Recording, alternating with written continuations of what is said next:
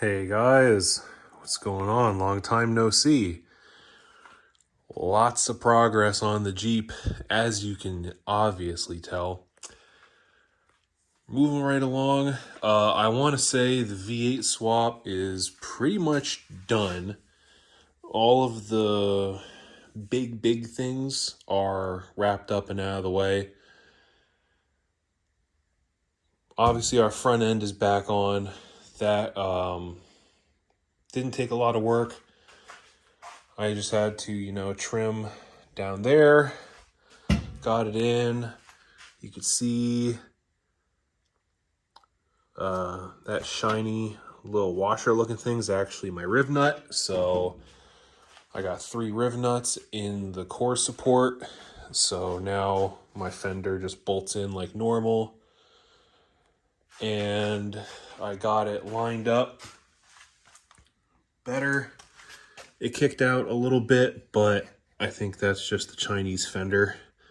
But before, this side was hanging down from the tub more, and you can see there was a gap between the fender and the hood. That's all a lot better, but the front end's back on. Wiring, everything's all hooked up. I have a lot of the wiring, well, I have all the wiring under the hood done for the most part. Had to lengthen the oil pressure sensor line. Had to lengthen the distributor hookup for power and the tachometer signal.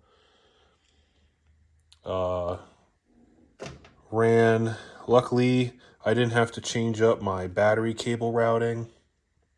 I just ran the old starter wire that I was using before, reached the starter just fine. I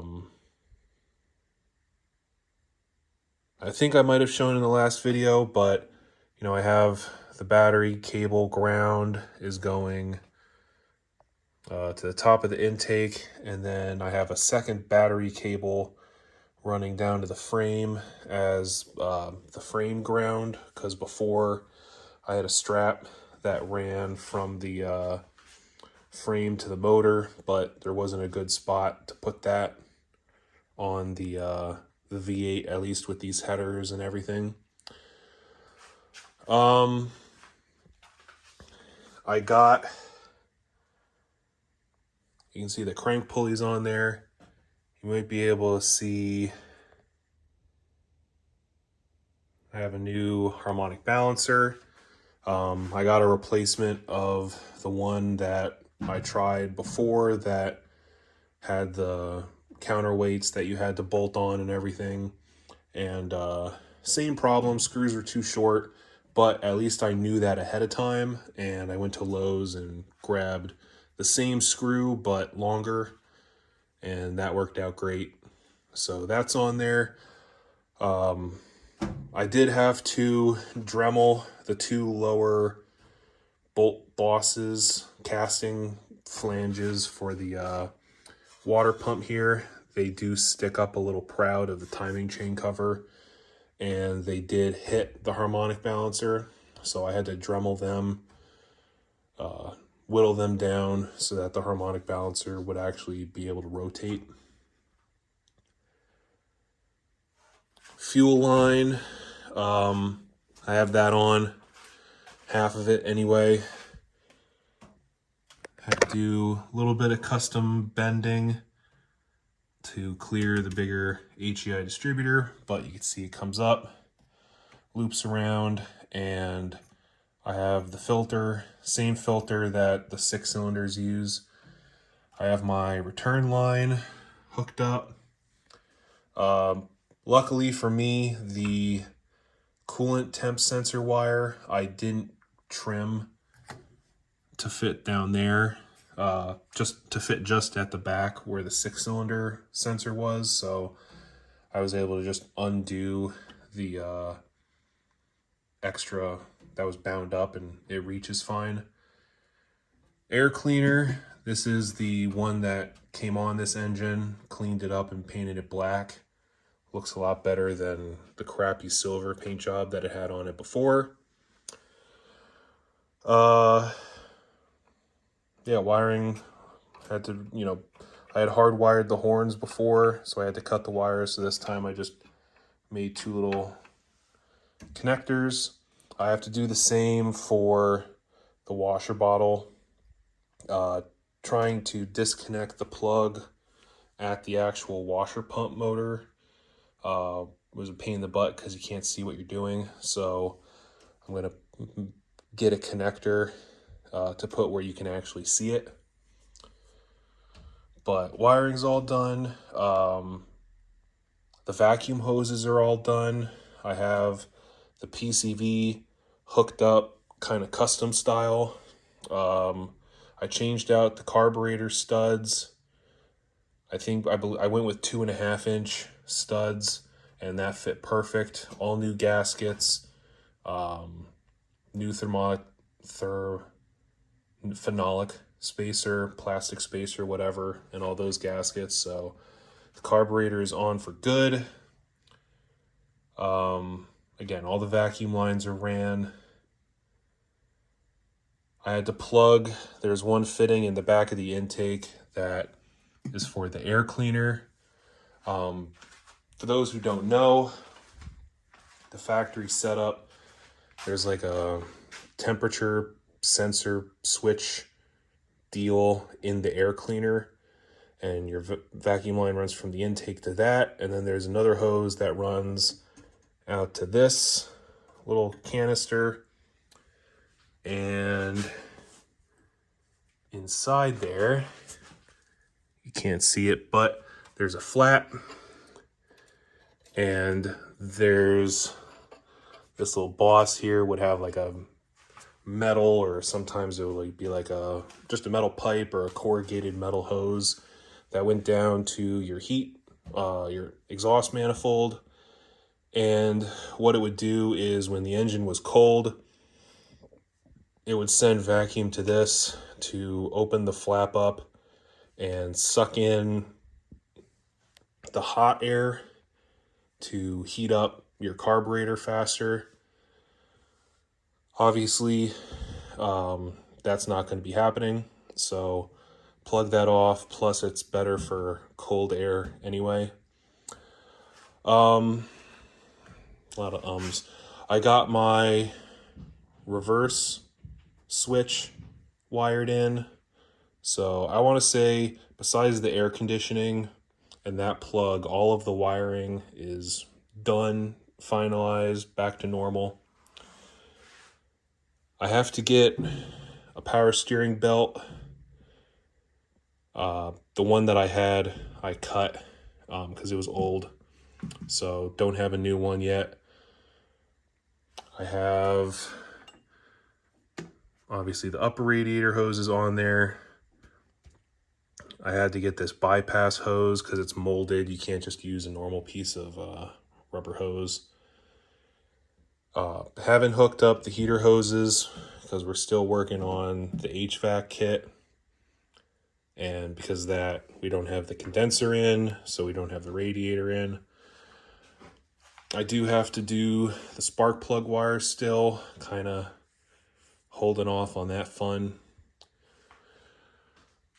I messed up with the carburetor. I did get an adapter.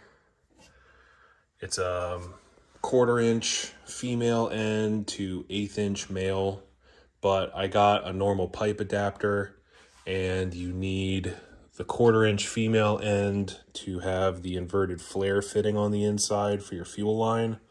So I tried putting this in, and the nut bottomed out, but the tubing could still move back and forth, so that would have just spewed gas everywhere. So I have the correct one coming, and then we'll have the fuel system all done, all hooked up.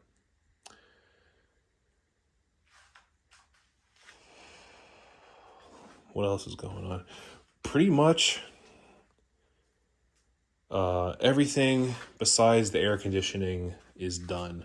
On the inside,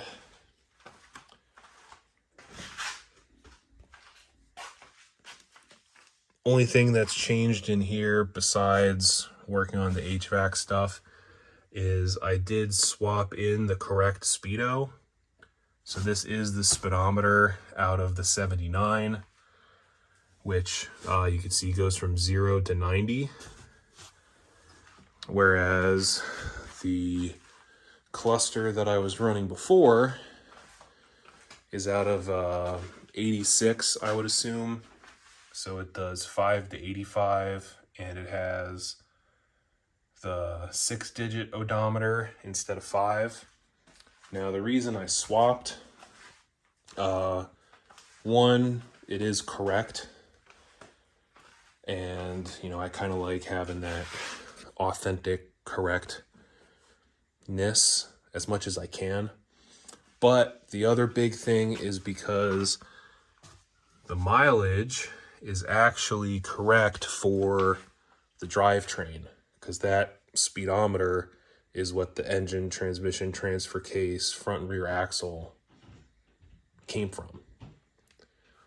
So the 82,644 miles that the speedo shows is actually what this drivetrain has on it. So swap that out. The only difference is the Dana 20 does not have a 4-wheel drive indicator switch on it, and there's actually no 4-wheel drive indication on the gauge cluster. I'll show you here on this guy. Hold it up to the light. So you can see this one, you had 4-wheel drive and brake. Well, on the 79, the brake light is over here. And this, that side says emergency drive, EMERG drive. So I'm not sure what that would have been for. I have to do a little bit of research, look into it, but I got everything hooked up. It was actually super easy to do since we have the HVAC stuff out.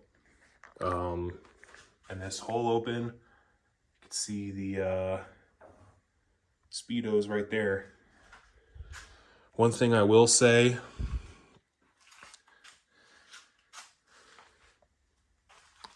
if you guys are putting these speedos in, if you want to be able to take this in and out without pulling your windshield frame down, leave that nut off. Just do these 3. The reason being is your defrost duct blocks that top passenger side nut, and you can't get to it, at least easily. I have had the speedo out before, so I got it off, but I think the problem is trying to get it back on, trying to get the nuts started. So I just left it off. I didn't have any issues with it rattling or anything. So that would be my little sneaky trick for your speedo stuff. Leave that top passenger one off, and then you can easily get to the other 3 and remove your speedo from the bottom without having to do anything with folding your windshield down and taking the duct out or taking the dashboard off.